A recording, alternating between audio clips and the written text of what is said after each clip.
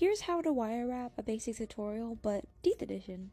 I use ethical and locally sourced animal roadkill. First I measure out my wire at my favorite length of 8 inches, then I cut with my wire pliers. You're going to go ahead and take this wire in your item of choice, mine is a tooth, and you're just going to wrap it around with your hands gently.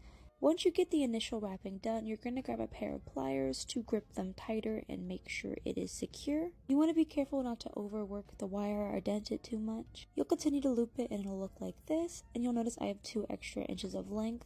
Size does matter, so we are still going to keep it because we will need all 8 inches for this. Once you're satisfied, you're going to loop that ending bit of wire around the part you just made circular, and you're going to clamp it. Pinching it like that and clamping it allows it to look really neat if you look at it here. I'm cutting off the 2 inches and I'm going to wrap it somewhere else on the tooth.